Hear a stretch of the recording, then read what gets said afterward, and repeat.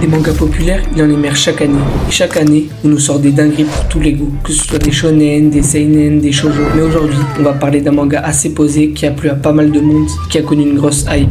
Spy X Family. Twilight, le plus grand espion du monde, doit pour sa nouvelle mission créer une famille de toutes pièces, afin de pouvoir s'introduire dans la plus prestigieuse des écoles de l'aristocratie. Totalement dépourvu d'expérience familiale, il va adopter une petite fille en ignorant qu'elle est télépathe, et s'associer à une jeune femme timide sans se douter qu'elle est une redoutable tueuse à gages. Ce trio atypique va devoir composer pour passer inaperçu, tout en découvrant les vraies valeurs d'une famille unie et aimante. Ça, c'est le synopsis officiel du manga. L'histoire parle d'un jeune espion très talentueux, même le meilleur, qui doit créer une famille pour sa prochaine mission, mais très vite, il va se rendre compte, lui qui a l'habitude de n'avoir aucune émotion, comme nous le montre le début du manga avec sa fausse copine, qu'il a dû quitter à la fin d'une mission, que créer une famille en entier et vivre avec, ça va être plus compliqué, surtout quand sa famille est très spéciale. Tout le manga en a le droit à des scènes plutôt drôles, avec une tueuse à gages, une télépathe et un espion, qui tous trois veulent garder leur secret. Même si le manga est plutôt tourné vers la comédie, on aura droit à une véritable histoire avec un objectif pour faire avancer l'histoire. Mais quel est cet objectif ? Dans ce manga, je dirais que le personnage qu'on suit le plus est Lloyd, et son objectif est d'empêcher une guerre entre son pays Westalis et Donovan Desmond, un politicien d'Ostania,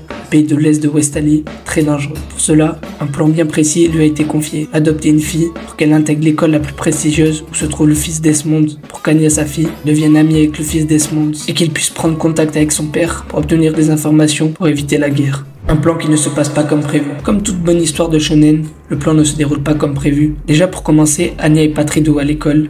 Mais pas de souci, Lloyd a les meilleurs contacts pour truquer les examens d'entrée à l'académie, même si ça a été difficile. Mais une fois à l'académie, encore des problèmes. Dès le premier jour, Anya frappe Damian, le fils de Donovan Desmond, et de là commencent les vrais ennuis pour Lloyd. Changement de plan. Au lieu qu'Anya devienne amie avec Damian, il faut qu'elle devienne brillante pour obtenir des stellas, des étoiles qu'on donne quand un élève a de très bonnes notes, contribue à la société, fait du bénévolat ou réalise un acte héroïque. Mais les stellas, ça sert à quoi? Au bout de 8 stellas, un élève peut devenir un Imperial School. Pour Lloyd, c'est une occasion en or pour rencontrer Donovan, car Donovan Desmond se montre que très rarement, comme par exemple aux réunions d'Imperial School. Avant de parler des personnages, n'hésite pas à like et à t'abonner si la vidéo te plaît, ça fait toujours plaisir. Voilà pour l'histoire, mais maintenant voyons les personnages. On n'a pas trop parlé de Dior, la fausse femme de Lloyd. Enfin Twilight si on parle de son nom d'espion. Comment est-elle? Elle est plutôt timide et attentionnée envers Anya ou même Lloyd. Malgré que ça soit un arrangement, le manga nous montre qu'elle tient vraiment à eux, et l'attention qu'elle leur porte n'est pas un jeu d'acteur. Lloyd est un peu pareil, malgré qu'il sait qu'après sa mission il va devoir les quitter. Il se demande parfois s'il a pas trouvé sa place, qu'il devrait pas prendre sa retraite. Les trois personnages s'aiment vraiment au fond, ne se pas se le dire vu qu'ils doivent jouer un rôle. Sauf pour Anya bien sûr, mais elle doit quand même cacher son secret. Maintenant, parlons de la personnalité de Lloyd. Lloyd est plutôt de sang-froid, de par son rôle d'espion. On apprend qu'il peut être très doux avec Yor et très aimable avec Anya. Et pour finir, Anya. Anya est plutôt naïve, ce qui crée des situations très drôles. Elle est très drôle et gentille avec une touche d'arrogance. Ces trois forment un trio surprenant qui arrive à se compléter les uns et les autres, ce qui crée une complicité. Mais qui est le mangaka derrière tout ça? C'est Tatsuya Endo. C'est un mangaka japonais né le 23 juillet 1980 qui depuis petit veut devenir mangaka, d'après Wikipédia. Depuis son enfance, il est fan de Bruce Lee et d'autres, mais surtout dans le milieu du manga, d'Akira Toriyama, plus besoin de le présenter, Hiroyuki Nishimori, qui est l'auteur de Kyokara Orwa et Shiki Angel, Minitaro Michizuki, qui est l'auteur de plusieurs œuvres comme Dragon Head. Tatsuya Endo commence en tant qu'assistant pour les séries Blue Exorcist et Fire Punch, puis encadré par Yushiro Kano, qui est en train d'écrire Kiruru Kill Me, et Yoshiyuki Nishi, qui a écrit Lycanthrope Buken Oken.